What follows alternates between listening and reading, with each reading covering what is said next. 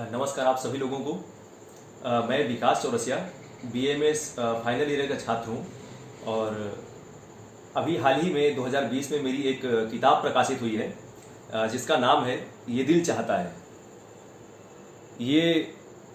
दरअसल मैं 2017 से इस किताब को लिखने का प्रयास कर रहा था और जब भी मुझे कभी मेरे मेडिकल की पढ़ाई से जब भी कभी कुछ वक्त खाली मिलता था तो मैं प्रयास करता था कि उसको कुछ अच्छे कामों में यूटिलाइज कर सकूं और उसी अच्छे कामों का यूटिलाइजेशन का एक परिणाम हुआ ये दिल चाहता है। 2020 में ये पुस्तक छपी और अच्छी बात ये रही कि इसको लगभग 50 से 60 अखबारों ने बहुत अच्छा स्थान दिया और आज युवाओं के बीच में इसके गीत बहुत प्रसिद्ध हैं। और आप सभी लोगों से मैं को इस किताब से ये दिल चाहता है से कुछ रूबरू करवाना चाहता हूँ, जिसकी शुरुआत मैं हमारे विश्वविद्यालय के संस्थापक महापुरुष आदरणीय पंडित मदन मोहन मालवीय जी को समर्पित करते हुए 4 पंक्तियों से शुरुआत करना चाहता हूं, जो मैंने इसी पुस्तक में लिखी हैं। आप सभी को इस पुस्तक में पढ़ने को मिलेंगी। जो पंक्तियां ये हैं कि जिन्हें ना राज्य चाहिए था न जिनको स्वर्ग चाहिए था, न जिनको राज्य चाहिए था न जिनको स्वर्ग चाहिए था, न जिनको प्यार महलों से न जिनको दुर्ग चाहिए था, और जिन्होंने ख्वाब देखा और जड़ा जन्नत सा BHU, इस हिंदुस्तान में उनको पढ़ा हर वर्ग चाहिए था। इस हिंदुस्तान में उनको पढ़ा हर वर्ग चाहिए था। आप सभी लोगों को ये बताते हुए अत्यंत खुशी हो रही है कि मुझे लगातार पिछले काफ़ी समय से मैं लिखता था और कई बार ऐसा बीच में ये भाव भी आ जाते थे जिसमें से लगता था कि नहीं अब ये सब चीज़ें बंद करना चाहिए क्योंकि हम मेडिकल कॉलेज में आ गए, अब समस्याएं बहुत ज़्यादा बढ़ रही हैं, हम लोगों के ऊपर पढ़ाई का प्रेशर धीरे धीरे करके बढ़ रहा है। लेकिन मैंने इसको निरंतर जारी रखा और वो जारी रखने का परिणाम ये हुआ कि आज 2020 में ये किताब छपी और हर तरफ से कहीं ना कहीं मुझे बहुत अच्छी लोगों से सराहनाएं मिल रही हैं, बहुत अच्छे लोगों से आशीर्वाद मिल रहे हैं। और आप सभी लोगों से भी इस बात का निवेदन करता हूं कि आप लोगों में जो भी रुचियां हों, आप लोगों की जो भी अभिरुचियां हों, इस मेडिकल कॉलेज में आकर के हमें उनको दबाना नहीं है। यहाँ पर इतनी अच्छी हमारे विश्वविद्यालय में अनेक प्रकार की प्रतियोगिताएं होती हैं। जब हम गांव से, चूंकि हम गांव से बिलोंग करते हैं, जब हम गांव से में होते हैं तो हमारे पास करने को ढेर सारी चीजें होती हैं, किंतु हम वहां पे किसी भी प्रकार के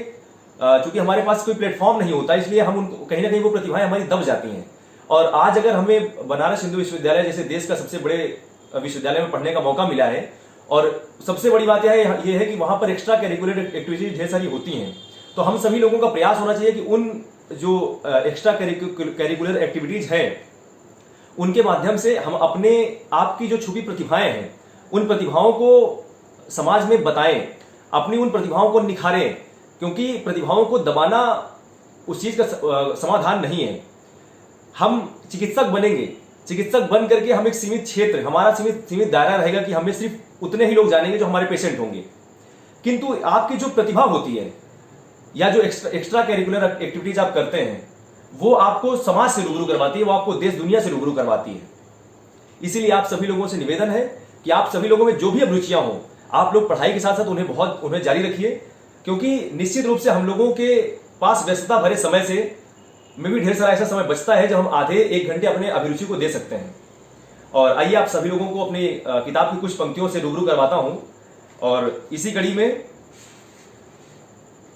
कुछ 4 पंक्तियां समर्पित करते हुए पढ़ना चाहता हूं आप सभी लोगों को, जो देश दुनिया पर लिखी गई हैं कि दोपहरी जेठ वाली को भी सावन करके जाऊंगा, दोपहरी जेठ वाली को भी सावन करके जाऊंगा, बुझे जज्बों को भी एक दिन मैं यौवन करके जाऊंगा, और अंधेरे इसलिए भी साथ रहते हैं सदा मेरे, इन्हें मालूम है इनको मैं रोशन करके जाऊंगा। जी बिल्कुल, हम सभी लोगों का प्रयास होना चाहिए कि हम हमेशा उत्साहित रहें, हम हमेशा तेजस्वी रहें और उसी के अकॉर्डिंग अपने आसपास के लोगों को भी हमेशा उत्साह से परिपूर्ण रखें। हम लोगों का प्रयास बनता है कि हम किसी को डिमोटिवेट ना कर पाएं और कोई हमें देख करके डिमोटिवेट ना हो पाए, क्योंकि बहुत ऐसे ढेर सारे लोग होंगे जो आपको देख करके जीते हैं, जो आपको देख करके बहुत कुछ समझते हैं। और आगे की कुछ पंक्तियां हैं जो प्यार पर हैं, तो वो ये है कि इस दुनिया में सबसे कठिन काम आज के इस भाग दौड़ भरी दुनिया में, इतनी व्यस्तता वाली दुनिया में और सबसे बड़ी बात यह है कि आज की ठगी दुनिया में सबसे मुश्किल काम है किसी से प्यार कर पाना। तो उसी पर 4 पंक्तियां आप सभी लोगों को इसी पुस्तक की ही कुछ पंक्तियां प्रस्तुत करना चाहता हूं, और वो ये है कि किसी का सोम मंगल बुध को इतवार कर पाना, किसी का सोम मंगल बुध को इतवार कर पाना, किसी के दिल में जाकर बैठकर अधिकार कर पाना, और बहुत आसान है सिकवा गिला करना किसी से, पर बहुत मुश्किल है दुनिया में किसी से प्यार कर पाना, बहुत मुश्किल है दुनिया में किसी से प्यार कर पाना। आप सभी लोग इस पुस्तक को एक बार जरूर पढ़ें। आप लोग पाएंगे कि इस पुस्तक में ऐसी कोई चीज नहीं होगी आपके जीवन के, चाहे वो कोई रिश्ते हो या आपके जीवन से जुड़े हुए कई ऐसे अनसुलझे पहलू जिनके बारे में आपके दिमाग में प्रश्न आते होंगे, आपके कई प्रश्नों का, स्पेशली युवाओं के कई प्रश्नों का उसमें इस किताब में उत्तर मिल जाएगा आपको पंक्तियों के माध्यम से और कविताओं के माध्यम से।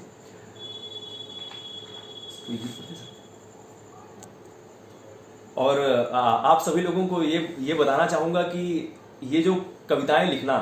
कविताओं को लिखने का सिलसिला कहाँ से शुरू हुआ, तो इन कविताओं को लिखने का सिलसिला दरअसल मेरे गांव से ही शुरू हुआ, जो कि मैं गांव से बिलोंग करता हूं। तो वहां पर दरअसल मेरे जो दोस्त हुआ करते थे, अपने सभी दोस्तों के लिए मैं प्रेम पत्र लिखा करता था। उनके जो प्रेमिकाएं हुआ करती थी वो लोग प्रेम पत्र मुझे से लिखवाते थे, और उनके प्रेम पत्र में मैं करता क्या था कि 4-4 लाइनें उनके प्रेम पत्र में लिख करके उनके प्रेमिकाओं को उनके तरफ से समर्पित किया करता था। तो उनकी जो प्रेमिकाएं रहा करती थी वो उनकी बहुत तारीफ करती थी कि आप लिखते बहुत अच्छा हो, और मेरे दोस्त इनडायरेक्टली में फिर आके मुझसे बताते थे कि विकास भाई, पूरे प्रेम पत्र का तो मतलब हमें तो ज्यादा तवज्जो नहीं दिया गया, लेकिन वो जो 4 पंक्तियां हमने लिखी थी, आपने लिखी थी, उनको हमारी प्रेमिकाएं बहुत पसंद करती हैं। तो मैं फिर 4 पंक्तियों से मैं धीरे धीरे आगे बढ़ने लगा, फिर मैं गीत लिखने लगा, कविताएं लिखने लगा धीरे धीरे करके, और यहां से एक सिलसिला शुरू हुआ।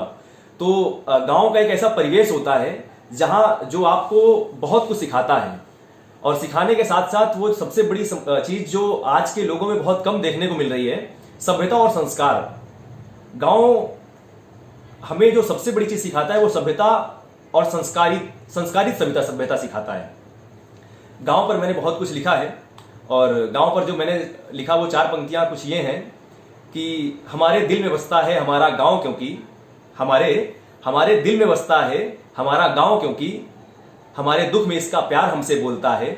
और किसी के दिल में बसकर दिल किसी का न दुखाना, हमारे गांव का संस्कार हमसे बोलता है। हमारे गांव का संस्कार ही हमें मोहब्बत करना, प्रेम करना सबसे सिखाता है। आज भी हम लोग गांव में देखेंगे, आज के इस परिवेश में जब भाग दौड़ भरी जिंदगी में हमें एक दूसरे के लिए समय नहीं है, हम एक ही रूम पे रहते हैं, अगल बगल रहते हैं, मतलब जो हमारे पड़ोसी होते हैं शहरों में, हमें अपने पड़ोसियों के पास 5 मिनट बैठने का वक्त नहीं रहता, लेकिन गांव में आज भी दिन भर के अपने कामों से लोग एक दूसरे के पास इकट्ठा बैठते हैं। गांव में आज भी अगर किसी के घर में बेटी की शादी होती है तो पूरा मोहल्ला, मतलब जितने भी मोहल्ले के लड़के होते हैं या जितने भी लोग लड़कियां होती हैं, सब वहां पर कामों में लगे हुए होते हैं। क्यों? क्योंकि ये गांव का ही ये संस्कार ही करवा सकता है। बाकी शहरों में आज भी हम लोग देखते हैं कि लोग अकेले हैं, सब कुछ है, धन दौलत बहुत कुछ है, लेकिन उनके पास नहीं है तो लोग नहीं है, उनके पास उनका एक समाज नहीं है। और गांव में ये चीजें बहुत शालीनता से आप देख सकते हैं। गांव में तो एक मुनव्वर राणा का एक शेर है कि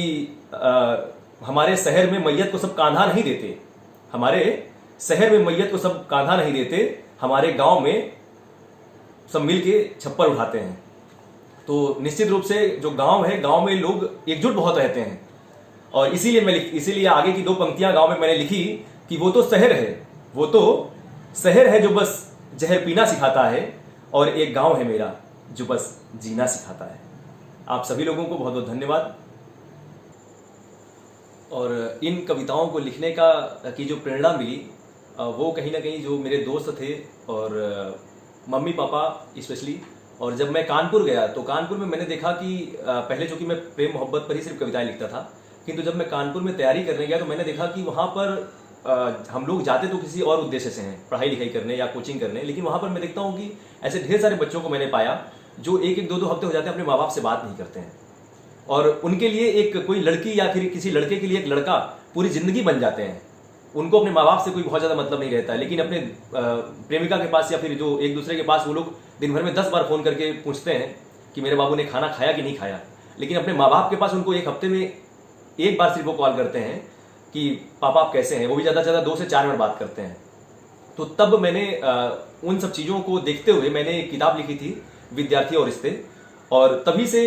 ये सब सिलसिला ऐसा शुरू हुआ कि मैंने कुछ समाज पर लिखना शुरू किया। और इसका जो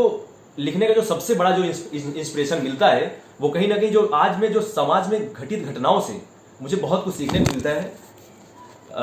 घटनाओं से बहुत कुछ सीखने को मिलता है और उन्हीं पर मैं लिखता हूँ। जैसे हम जो कि गांव से हैं तो गांव के लोग बहुत दिल के बहुत भोले होते हैं, बहुत पवित्र दिल के होते हैं और उनको वो बहुत बड़े लेवल पर जब पहुंचते हैं तो उनको दरअसल लोगों के जो डबल फेसेस लोग होते हैं, ऐसे लोगों के बारे में ज़्यादा पता नहीं होता है, तो कहीं ना कहीं वो फर्जी की राजनीति का शिकार हो जाते हैं। और ऐसे ही कुछ कई लोगों के साथ जब मैं यहाँ पे आया तो मैंने देखा कि हम बड़े स्तर पर बहुत ज़्यादा लोगों को बहुत ज़्यादा अच्छे दिल वाले लोगों का कोई काम होता नहीं है वहाँ पे। तो तभी मैंने कुछ पंक्तियाँ लिखी थी कि कथाना क्या बताऊँ मैं भी अपनी आप बीती का। ये ढेर सारे लोगों की पीड़ा थी जो मैंने लिखने का प्रयास किया कि कथाना क्या बताऊँ मैं भी अपनी आप बीती का, और पुजारी था जगत में मैं सदा ही प्रेम रीति का, और बहुत रंगीन लगती थी ये दुनिया जब मैं आया था। बहुत रंगीन लगती थी ये दुनिया जब मैं आया था, मगर जग ने पढ़ाया पाठ मुझको राजनीति का। तो ऐसे यहाँ पर ढेर सारे लोग हैं जो इन सब चीज़ों के शिकार होते हैं और हम निश्चित रूप से हम लोगों को अपना दिल बहुत पवित्र रखना चाहिए, क्योंकि अगर हम भी अपना दिल उन्हीं के जैसे कर दिए तो फिर उनमें और हमें फर्क क्या रह गया। बस हम लोगों का उद्देश्य ये होना चाहिए कि हम अपने में व्यस्त रहें, अपने आसपास के लोगों से बहुत अच्छा स्नेह मोहब्बत से वहाँ पे सब लोगों के बीच में रहें। लेकिन एक बात का हमें विशेष ध्यान देना है कि हम पूरा प्रयास करें कि जब हम जान जाएं कि ये व्यक्ति हमारे लिए सही नहीं है तो हम उससे दूर भी हो जाएं, क्योंकि जरूरी नहीं है कि जो व्यक्ति जिस व्यक्ति को हम बार बार मौके दें वो हमेशा सही हो। और अंत में आप सभी लोगों को मैं यहाँ पर सबसे बड़ा जो धन्यवाद ज्ञापित करना चाहता हूँ वो हमारे परम श्रद्धेय गुरु जी आदरणीय डॉक्टर सिद्धार्थ सर को मैं बहुत धन्यवाद देना चाहता हूँ, जिन्होंने एक दक्ष बहुत काफ़ी समय 2-3 साल हो गया लगभग इसको ये शुरू है, और दक्ष जैसी एक संस्था जो मेडिकल के अलावा, मतलब हम लोग डॉक्टर तो सभी हैं, डॉक्टरी तो सभी कर रहे हैं और पढ़ाई तो सब लोग कर रहे हैं, लेकिन उसके अलावा जो एक्स्ट्रा करिकुलर एक्टिविटीज को जो बहुत ज़्यादा प्रोत्साहन दे रहे हैं, जो अपने आप में बहुत अच्छा सर। और जो सबसे बड़ी बात है सर, फोटोग्राफी बहुत शानदार करते हैं। मैं पिछले 2-3 सालों से सर से जुड़ा हूं और मैं हमेशा देखता हूं कि गांव से जुड़ी हुई या फिर ढेर सारी बाहर की ढेर सारी फोटोज सर बहुत अच्छी फोटो क्लिक करते हैं और फेसबुक में अपलोड करते हैं। हम सभी लोगों को, मुझे लग रहा है कि आज जितना भी युवा वर्ग हम लोगों के मेडिकल कॉलेज में पढ़ रहा है, हम सभी लोगों को आदरणीय डॉक्टर सिद्धार्थ सर से बहुत कुछ सीखना चाहिए और वो हम लोगों को प्रेरणा स्रोत मानना चाहिए कि आज वो प्रोफेसर हैं, इतना ढेर सारा, मतलब अपने व्यस्तता भरे दिन भर के समय में हम लोगों को हम अपनी व्यस्तता देखें तो एक छात्र जीवन में हम लोगों की व्यस्तता इतनी होती है, तो प्रोफेसर की व्यस्तता कितनी होती होगी। अगर वो अपने जीवन में आज अपनी उस प्रतिभा जिसको वो बचपन से जो उनके जहन में बसी थी, अगर वो आज उसको अपने साथ लेकर के चल रहे हैं, तो क्या हम लोग अपनी प्रतिभाओं को साथ लेकर के नहीं चल सकते हैं? निश्चित रूप से हम लोगों का ये दायित्व बनता है कि हम अपनी प्रतिभाओं को साथ लेकर के चलें, और यकीन मानिए हमारी जो प्रतिभा है वो हम लोगों को एक न एक दिन समाज से जरूर रूबरू करवाएगी और आपको उस मुकाम तक पहुंचा सकती है। कई बार होता है कि हम लोग कुछ करते कुछ और हैं, लेकिन जीवन में हम लोग बन कुछ और जाते हैं, तो पता नहीं अब आपका कौन सा छोटा सा कार्य हो या छोटी सी सोच हो जो आपको बहुत ऊपर तक लेके चली जाए। तो आप सभी लोगों से निवेदन है कि आप लोग हम लोग दक्ष से बहुत कुछ सीख सकते हैं। दक्ष सिर्फ एक्स्ट्रा करिकुलर एक्टिविटीज तक ही सीमित नहीं है। दक्ष के माध्यम से आप लोग IMS में देख सकते हैं ढेर सारे वहां पे पेड़ पौधे लगे हुए हैं, जो एक दक्ष की सोच थी। हर बैच पूरा बैच मिलकर के एक पेड़ लगाएगा, ये बहुत अच्छी और बहुत शानदार सोच थी। मैं दक्ष के जितने भी टीम मेंबर हैं सभी लोगों के इस अच्छे नेक और काम के लिए मैं ढेर सारी शुभकामनाएं देता हूं और बहुत बहुत धन्यवाद देता हूं, जो BHU की हरियाली को मेंटेन रखते हुए, एक्स्ट्रा करिकुलर एक्टिविटीज को बढ़ावा देते हुए हम सभी लोगों को कुछ हमेशा नया करने पे और नया करते हुए आगे बढ़ने के लिए हम लोगों को एक हौसला देते हैं। आप सभी लोगों के जज्बे को सलाम है और आदरणीय डॉक्टर सिद्धार्थ सर को मैं बहुत बहुत धन्यवाद देता हूं, जो हम जैसे बच्चों को, हम जैसे युवाओं को एक अच्छा प्लेटफॉर्म दिया, जहां पे हम लोग अपनी प्रतिभाओं को न सिर्फ सजो सकते हैं बल्कि उसको देश दुनिया में प्रदर्शित भी कर सकते हैं। बहुत बहुत धन्यवाद आप सभी लोगों का।